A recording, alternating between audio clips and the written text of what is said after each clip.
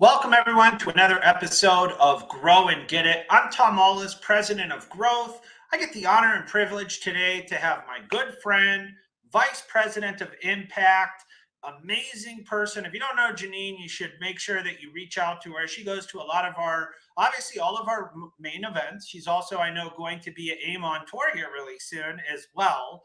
But Janine and I have been talking for some time about, she has a burning desire. I would say what really drives her is she wants to have, I would call it equality. She wants to have the ability to help homeowners that are looking to purchase their first home, especially minority homeowners, right? There's a huge discrepancy right now, whether we want to talk about Black homeownership, Hispanic homeownership. I know for me, you and I had this conversation probably when you and I first met. And we talked about, how literally the rate of Black homeownership is the same as what it was, if not less than what it was like almost 60 years ago. Yeah, I mean it is. It's lower in some places. For example, in Colorado, it's more like 25%, which is Yeah, way lower than it was in the 60s. So, yeah, it's crazy. And honestly, from our part, I would say you and me, we're on the front lines, right? We're both originators, thankful to serve with AIME. But you and I have talked about ways that even agency, Fannie Mae, Freddie Mac have come out with ways to help a lot of these borrowers that fall into this, I'll say this bucket, right? The 620, 680 first time home buyer. That really, a lot of times we got to go FHA on them because you can't get approved findings with conventional loans, right? right, right. And if we look on a lot of findings, you're seeing, identifying information saying 12-month verification of rent will help strengthen this file. Now, for a lot of us have been in originating for many years, like you and myself. Initially, I'm thinking, great, I'm going to order myself a 12-month VOR or upload the canceled checks, submit it to my underwriter, and hope that it strengthens the file. That's wrong, right? That is wrong. You are correct. So I'm going to share my screen, and I would love you to kind of walk through, what has agency done in order to help homeowners in this situation achieve homeownership. Okay. Well, while you're bringing that up, I'll give a little background. So, what agency has done is acknowledge that there is an issue with getting certain uh, borrowers qualified, and that profile would be someone who's a first-time home buyer who doesn't use a lot of credit, doesn't have a deep credit history, and has a thin credit file. What they found is that this demographic of borrower or potential borrower does tend to pay their rent on time. But Mhm. unfortunately, most landlords don't report the rental payment history to the credit file. So, this is the answer for that. This 12-month rental history allows AUS to use that 12-month rental history to strengthen the file and potentially get an approve eligible where we were not without it. Perfect. So to summarize, I'm going to stop sharing my screen for a minute just so we can talk about this for a minute. What you and I have had an issue with, and why we really want to bring this out to our group, our family at Brokers Are Better, and really ask for your help on this. If you're having a file, let's say you got a first time home buyer and you try running it and you are getting refer ineligible, or it's not approving, but you're reading that it has, if you get the rental history, it'll strengthen the file. How do they go about that? What is the best way for them to take action on seeing if that client approves by verifying the rental history?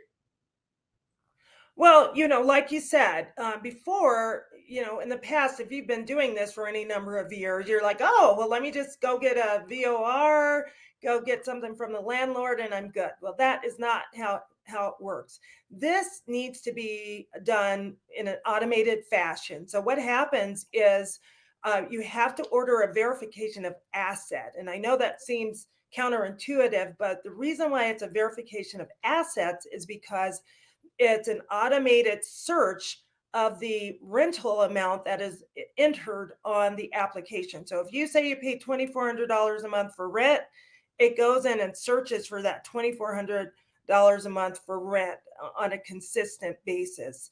And then there is a report that is generated. That report has a reference number. That reference number is entered into AUS, and then AUS can use the 12-month rental history to try to get an approved eligible. That's Spot on. it. Yes. If you think about it, just like if you imported a credit report, it's the same thing, except for it's assets. So, UWM, right? We've sat down between you and I. We have actually, and I'm not sure if my screen's sharing right now or not. Let's see. There we go. I'm sharing right now the job aid guide with United Wholesale Mortgage, right? United Wholesale Mortgage, great partner of AIME's, great partner of mine as well. And I wanted to highlight because they have this in the source. If you're looking to really, because how do you know? I don't want to issue a pre-approval letter on a client that it may strengthen the file. I need to know beforehand, right? So a lot of the times we can, within UWM, you can actually order the 12-month verification of assets, correct? That's correct. And it's important that you order it through Dockless prior to getting an approved eligible. Obviously, you don't know if you Yes. can or not, but it's important to do Dockless so that you've got that automated report with a reference number. Perfect. And as you were stating, when they run those assets, they are then going to put in some sort of code, or it actually factors in to your AUS findings. Now, since Janine brought this to my attention, I'm going to be honest with you. I probably have created 15 success stories from it where I've been able to get clients approved that I couldn't get approved. I could get them approved FHA. Property didn't qualify for FHA. We needed conventional. Pulled the verification of assets. This gave us the ability to where it strengthened the file, gave us an approved eligible, and we were able to help that client. As you mentioned, and you and I were talking about this, I think a lot of this falls into where some of our minority homeowners are, or should be homeowners, right? Always Right. pay their mortgage on time, but maybe they had a medical collection. Maybe they had a who knows, Comcast bill or something that popped up that really, when you look at the ability for them to pay their own mortgage compared to paying somebody else's, is why this was put into place, Right. right? Our ask of our community today with our brokers or better group here is be aware of that when you're seeing and you're trying to help a homeowner as a first time home buyer and you are not getting an approved eligible findings and you see that error, order that verification of assets so you can tie in that 12-month history. Now, to do this correctly, one, you got to make sure that your 1003 or your application's correct, right? If they're Right. paying $1,500 a month in rent, you need to have on your 1003, they're paying $1,500 a month in rent, because when they pull that verification of assets, they are going to review that information, and then they're going to be able to get a code that they plug into your findings that almost every time I've had this happens triggers an approval, right? Right. So that's it. This is simple, but not It's many people know about it. it's simple. However, I have to bring this up. It is simple, but a lot of lenders don't know about it.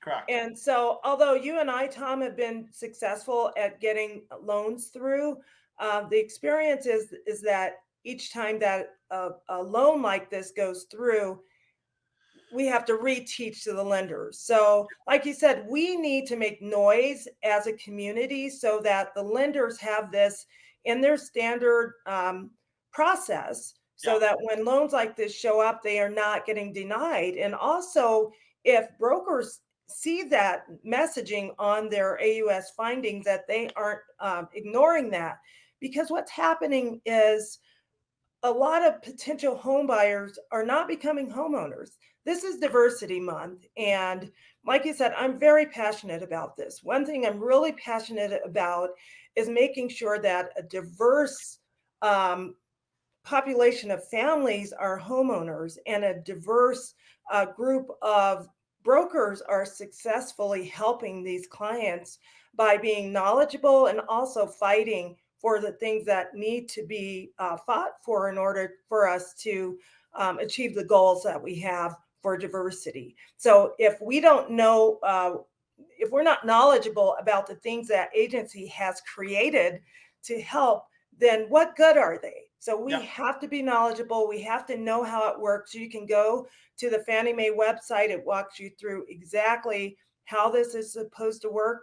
And I would say if you submit a loan like this, or you need help with a loan that has this messaging on it, push, fight, make Reach sure out, too. that the Reach out to lender Janine or I knows. as well.